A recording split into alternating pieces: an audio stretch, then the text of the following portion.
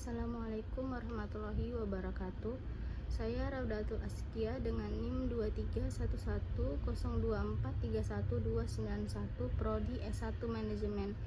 Saya akan mempresentasikan hasil dari ringkasan saya dari modul 1, 2, 3 pengantar bisnis. Yang pertama, tujuan, pengertian, pelaku, dan perbedaan bisnis. Seorang pebisnis sudah barang tentu memiliki tujuan yang jelas, yakni antara lain kebutuhan yang beraneka ragam.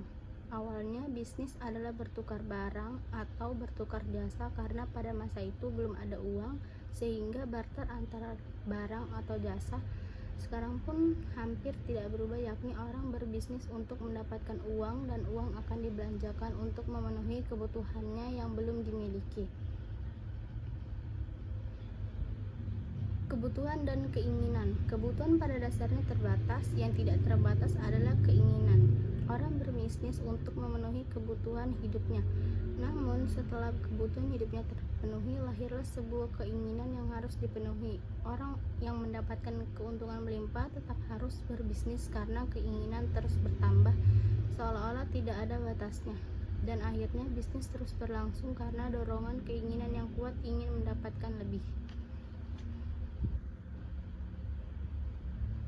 Pengertian dan pelaku bisnis. Ada beberapa pengertian bisnis yang dapat kita pahami, yakni sebagai berikut. A. Hughes dan Kapur, suatu usaha individu yang terorganisasi untuk menghasilkan dan menjual barang dan jasa guna mendapatkan keuntungan dalam memenuhi kebutuhan masyarakat. B. Brown dan Petrello, suatu lembaga yang menghasilkan barang dan jasa yang dibutuhkan oleh masyarakat. C. Bond dan Kurz, semua aktivitas yang bertujuan mencapai laba dan perusahaan yang menghasilkan barang dan jasa yang dibutuhkan oleh sebuah sistem ekonomi. A. Owner atau pemilik. B. Kreditor atau kreditur. C. Employees atau karyawan. D. Suppliers atau penyediaan material. B. Selanjutnya, perbedaan bisnis. Bisnis kecil umumnya pemilik jadi manajer, sedangkan bisnis besar manajer bukan pemilik. Bisnis kecil daerah operasi lokal, sedangkan bisnis besar regional atau nasional. Bisnis kecil organisasi sederhana, sedangkan bisnis besar organisasi kompleks. Bisnis kecil pemilik intim dengan karyawan, sedangkan bisnis besar pemilik tidak kenal dengan karyawan. Bisnis kecil banyak kegagalan, bisnis besar jarang yang gagal. Bisnis kecil pemilik serba, sedangkan bisnis besar manajemen spesialis. Selanjutnya, batasan usaha industri. Kementerian Perindustrian memberikan batasan perusahaan industri yang dari kecil, menengah, dan besar, yakni sebagai berikut. Pertama, industri kecil adalah perusahaan yang mempunyai kegiatan usaha di bidang industri dengan nilai investasi paling banyak 200 juta, tidak termasuk nilai tanah dan bangunan, serta mempunyai penjualan per tahun 1 miliar atau kurang. Yang kedua, industri menengah adalah perusahaan yang mempunyai kegiatan usaha di bidang industri dengan nilai investasi paling banyak 200 juta atau paling banyak 10 miliar, tidak termasuk nilai tanah dan bangunan, serta mempunyai penjualan per tahun lebih besar 1 miliar namun kurang dari 50 miliar. Yang ketiga, industri besar adalah perusahaan yang mempunyai kegiatan usaha di bidang industri dengan nilai investasi lebih besar 10.000 rupiah, tidak termasuk nilai tanah dan bangunan tempat usaha, serta mempunyai penjualan per tahun lebih besar 50 miliar.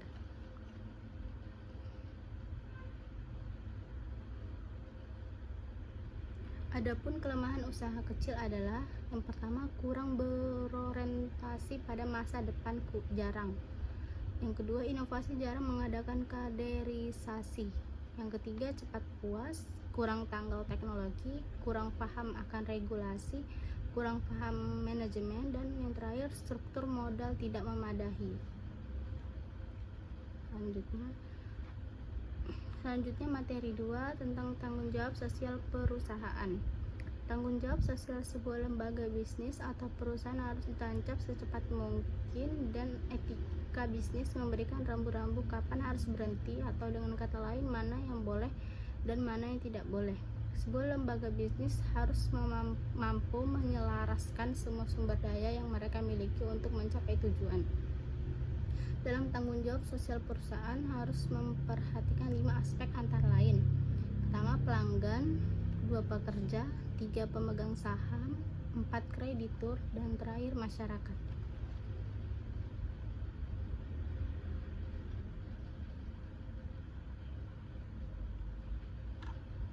Tanggung jawab sosial kepada pelanggan. Bagaimana memastikan tanggung jawab bisnis? Pertama, tetapkan kode etik. Menetapkan pedoman atau petunjuk terhadap kualitas produk sekaligus petunjuk perujuk karyawan. Pelanggan harus dipelihara dengan baik.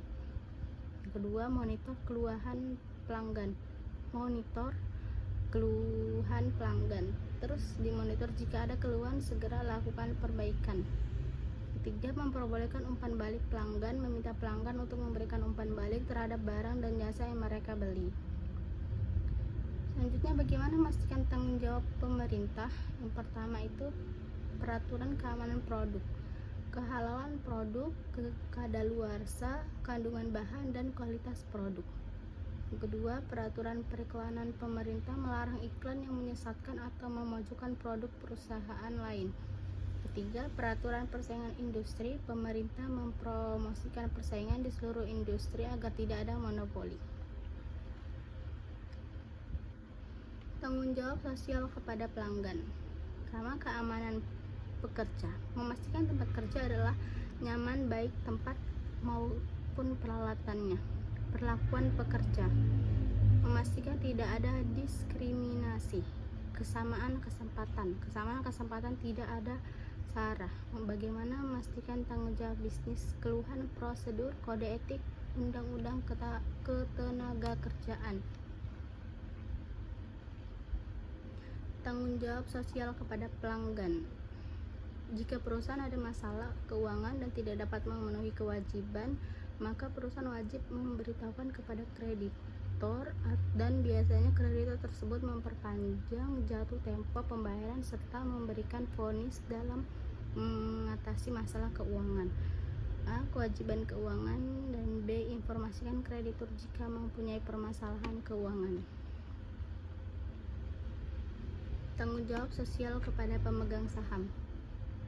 Perusahaan bertanggung jawab memuaskan pemilik atau pemegang saham. Manajer perusahaan memonitor keputusan perusahaan untuk meyakinkan bahwa mereka membuatnya untuk kepentingan pemilik, termasuk juga gaji karyawan dikaitkan dengan kinerja perusahaan. Dalam hal ini karyawan tinggal memfokuskan kepada memaksimalkan perusahaan. Tanggung jawab sosial kepada lingkungan. Proses produksi yang digunakan perusahaan juga produksi yang dihasilkan dapat mencemari atau merusak lingkungan, misalnya polusi udara yang berbahaya bagi masyarakat, atau biasa juga mencemari air terkait limbah bangunan yang tidak tepat. Biasa juga pencemaran kebisingan perusahaan jika perusahaan ada di pemukiman padat penduduk. Semua ini adalah dampak lingkungan yang dihasilkan oleh perusahaan. Selanjutnya, tanggung jawab sosial kepada masyarakat. Menjadi sponsor dalam kegiatan masyarakat lokal di mana perusahaan itu berada. Sumbangan kepada masyarakat tidak mampu, membangun fasilitas umum yang dibutuhkan masyarakat, memberikan pemeriksaan gratis, memberikan beasiswa bagi anak yang tinggal di sekitar perusahaan atau di daerah tertentu. Terakhir, materi 3, bentuk hukum, lingkungan, kebaikan, dan keburukan perusahaan. Badan hukum perusahaan dibagi 2, yakni ada yang berbadan hukum, ada yang bukan badan hukum.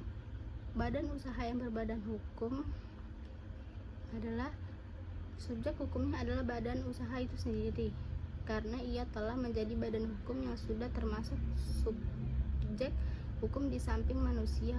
Artinya pihak ketiga dapat menuntut perkumpulannya. 2. Harta kekayaan perusahaan terpisah dari harta kekayaan pribadi para pengurus atau anggotanya.